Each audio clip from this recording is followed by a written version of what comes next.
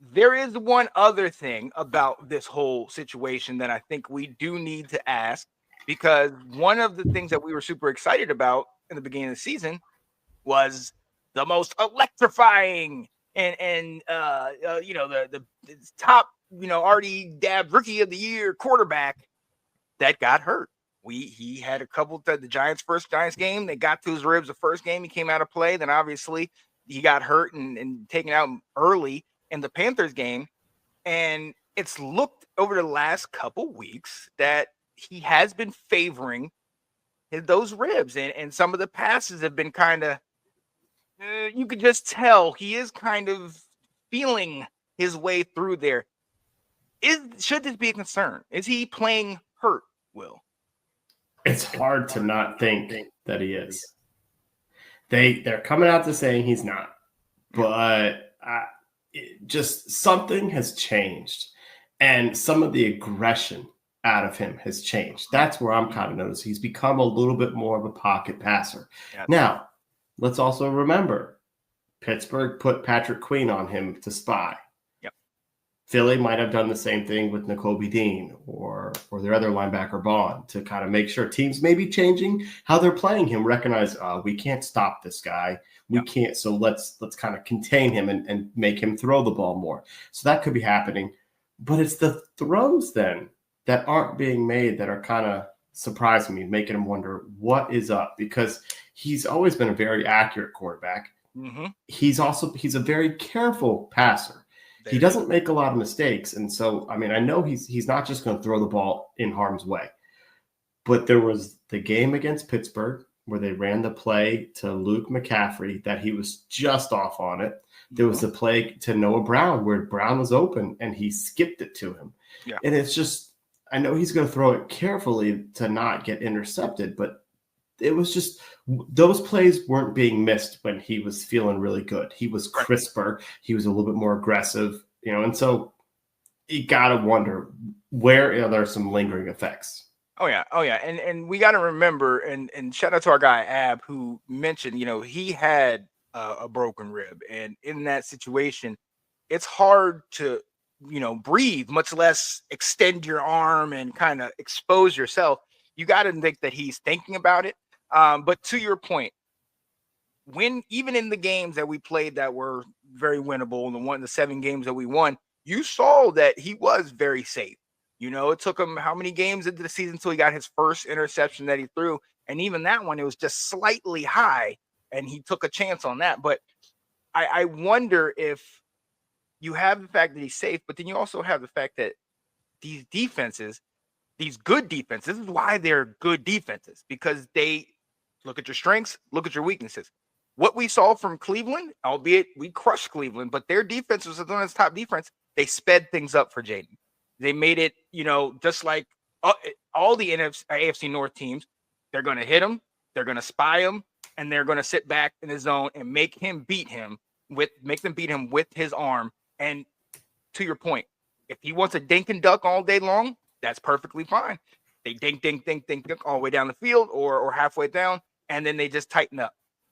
If we don't have everything working, that's one thing. But if defenses, and I got to go back to Robert, RG3, if defenses don't respect that dynamic run ability and the ability to be mobile and scramble, and they can keep you in the pocket, that totally drops how well you can play, because now I don't have to think about you escaping the pocket. Now all I got to do is get a little bit of pressure in your face. And as we've seen, there have been times where he either stays in the pocket a little bit long, or like the play, I think it was 2 weeks ago, where it opened up and he was just a little bit slow. And I think earlier in the year, that step was there, even sometimes to his detriment, where we're like, yo, pump your brakes. We don't want you to get hurt.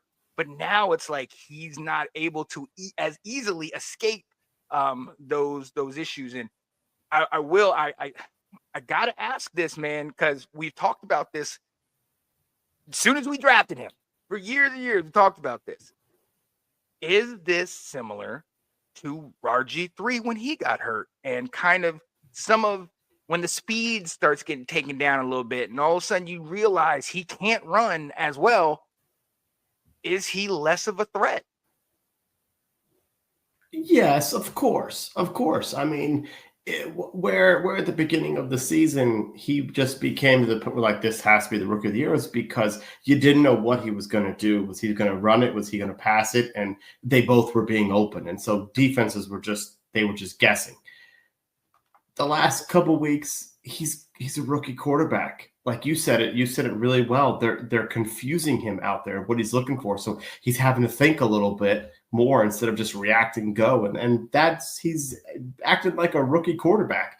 So yeah, absolutely. If you take away the run game, like when Robert hurt his leg in 2012, he came back and kept playing, and they ran the same offense, but he was so much slower doing it. You know, we went from being able to score 20 to 25 points a game to we were 15 to 20. And remember that Giants game, you know, that he hobbled into the end zone. The Cowboys game, he hobbled into the end zone. You know, it wasn't pretty, the offense, you know, out there. Where I don't think Jayden is at that point. But yeah, if you hurt your ribs, I mean, the only thing you're really going to do to get better is to rest him, you know, and you can't tell me that he's fine the way they did today on their press conference when he's got this thing. They're always messing with his ribs, right? You know, and I do think you're right when you mentioned, you know, against the Steelers, he was just a hair second in taking off. And I imagine between what he's trying to see and doing a little bit more thinking right now and recognizing, hey, I got to pick and choose when I run because I don't want to expose myself. I think it's taking a little bit of that weapon away. Oh yeah. And then let me follow it up by asking this then. You know, we talked about after that Panthers game that, hey, maybe he should take the week off. And albeit we all saw the Bears game and the Hail Mary and, you know, oh my God, look how great he is. But even in that game, before the Hail Mary, it was 12-0. All we could do is muster up field goals. You know what I mean? Mm-hmm. So in an effort to keep him for the long term, knowing that three of the next 4 games are winnable games, potentially with Mariota and if everybody else is good in there. I mean, would you suggest or even contemplate maybe resting him for a half or even a full game just to make sure that we get him back healthy for the final stretch?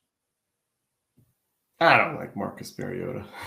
He's 1-0 this year.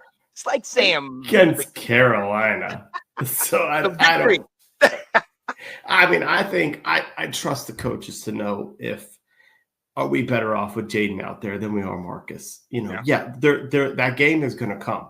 The end of the season against Dallas, there's a real good chance that will be Marcus Mariota's game to start and play the whole game. So I don't know if I'm on board with that. Just saying, Dallas, we know what that, but. My thing, and this is why I would tend to potentially entertain the idea. Dallas ain't good. We already know that. But they do have good players on defense. And Micah and Lawrence, some of them boys, they might get in there and they might take a couple cheap shots just because, hey, it's Dallas. And if we ain't getting in, they trying to knock them out as well. I'm just saying from that standpoint, but I totally get it. Look. For me, I'm not one of these guys that like show me how tough you are, show me how gutsy you are. I'm one of these guys like I want to see you in 2034 playing for Washington, talking about how many playoffs and Super Bowl period and all that stuff. So that's where I'm like, it's almost kind of like you look at the season and you're like, all right, kind of like in baseball, when can we sit this pitcher? When can we, you know, have him sit it out? Now, mind you, they also, in order to do that, you also have to have an ace that comes in for him, or you're going to lose. And we don't necessarily have that in Mariota. But it does beg the question, and it just makes me want to. I just don't want an RG3 again. That's my entire mindset on that. Totally, and I don't think we're there, but yeah, you're totally right. Oh yeah. Dun, dun, dun, dun, dun, dun, dun, dun. Let's go. The Washington Commanders.